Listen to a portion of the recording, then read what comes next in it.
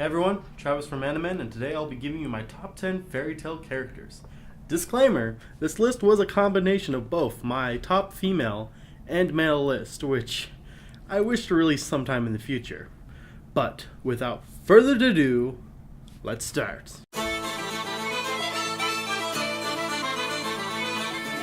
Ranking at number 10 is Marradi.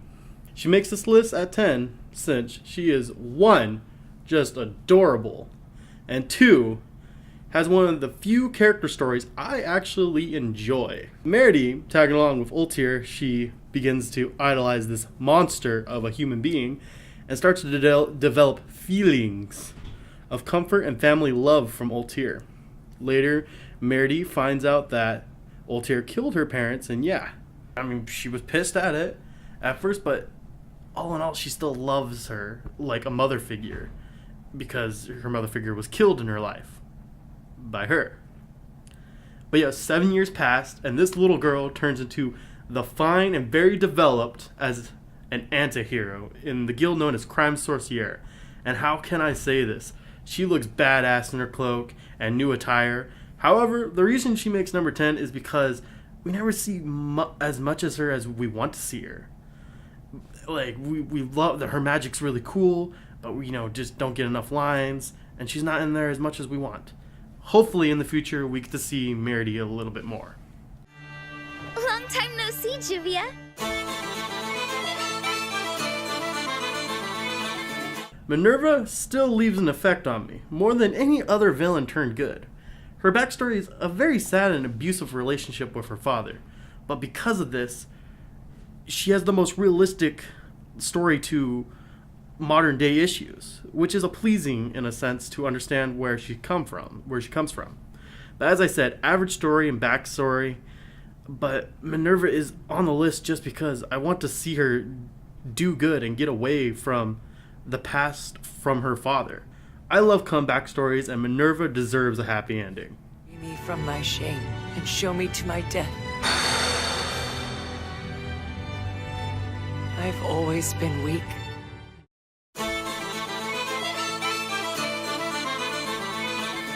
During the Thunder Legion's attack on Magnolia, at first impression, I hated Freed for hurting Juvia, of course. Evergreen was a total B-word, and don't get me started on Loxus. However, the only character I could not hate was Bixlow. Though he doesn't have many lines through the anime, he was just a treat whenever he showed up because he's simple, fun, and just a laid-back character that I wouldn't mind having cold brew with. Maybe I can use it to stop whatever's blocking his mind. You really want to help the guy who's trying to kill us? Now, this wouldn't be a list if I didn't put Urza Scarlet on it. She's overall just a badass, plus a fine piece of anime.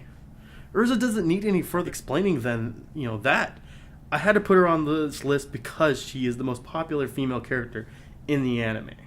No. In fact, this is no longer even a game. Huh?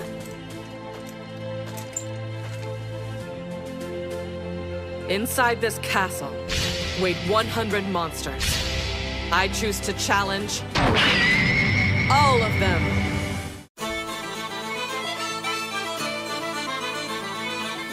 Coming at 6 is Frosh, and out of all the EX seeds, Frosh tears at your heartstrings when he cries.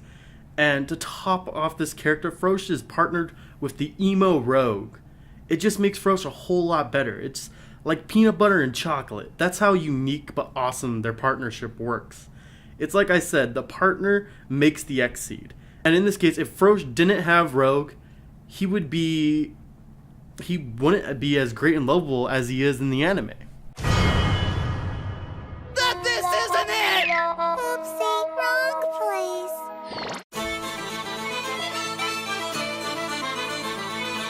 When I made this list, I wanted to put a celestial spirit on this list. And I had to put, Virgo. When I was first introduced to Lucy's form of Virgo, I fell in love with this character. And let me say, it wasn't because of her variety of clothes, but her humor. Virgo is hilarious and is a great example of perfect timing for fan service because she's funny and sexy. And what ultimately made me choose Virgo was her true form. Her true form is her in a military uniform, messy hair, and she is really into BDSM. Like, she's not hilarious. She's downright. Let's just say, if I was her owner and she turned evil and she was in her true form, let's just say, please, master, may I have another? Punishment. I've been bad, and I truly deserve your worst. So please.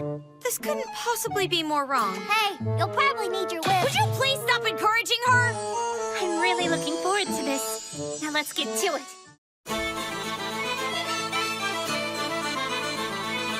At 4 is Gray Full Buster, but unlike the Gray everyone loves, I'm talking about the Edgars Gray Full Buster. I love serious anime characters, but Edgars Gray turned a serious dark gray into this funny, clothed weirdo. And he's not just funny. For a guy clothed so much, the character design makes him badass in a lovable marshmallow way.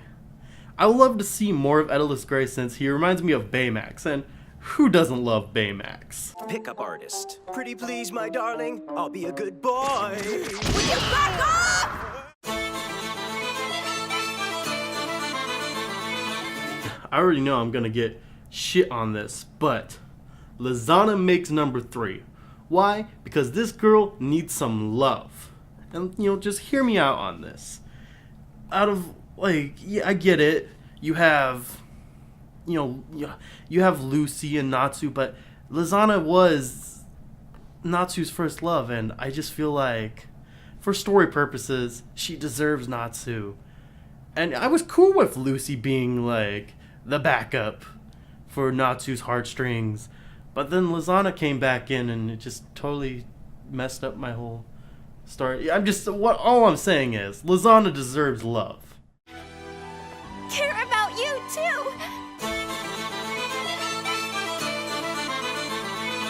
too. Number 2, and I like my 2s, my double Ds.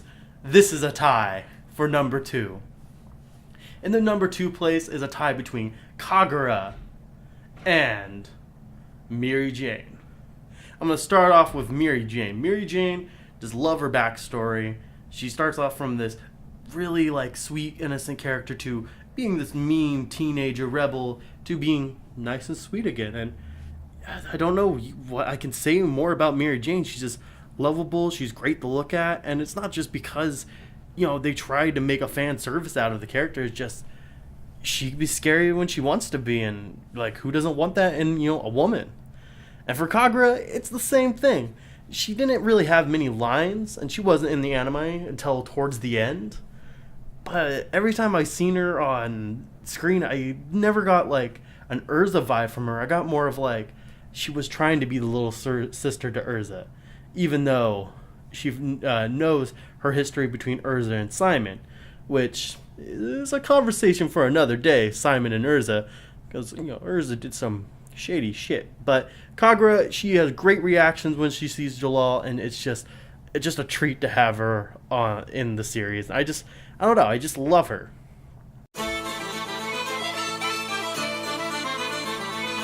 My number 1 favorite fairy tale character, and if you guys know me, it's not a big surprise, but I love Wendy Marvel. I got first introduced to Wendy. I was just blown away. This is a weak character, but there's a mystery behind her because she has a cat. And, obviously thinking oh, is this a dragon slayer? But then you find out she's the sky dragon slayer. She has support magic. And instantly I thought, damn, this girl is stronger than Natsu because she can eat sky. She has support magic. She can heal. She can definitely, kick Natsu's ass any day of the week.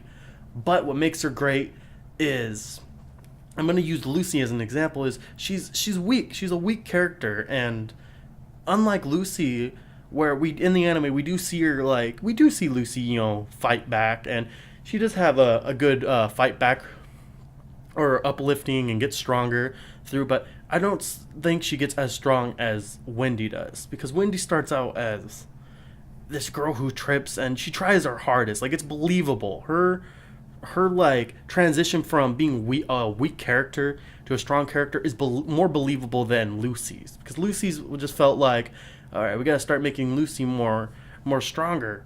Or Wendy, it was like we kind of did see this progression with all the people she met. But yeah, I'm gonna wrap this up because I could talk a lot about this character. But in the comments, put down your favorite fairy tale character.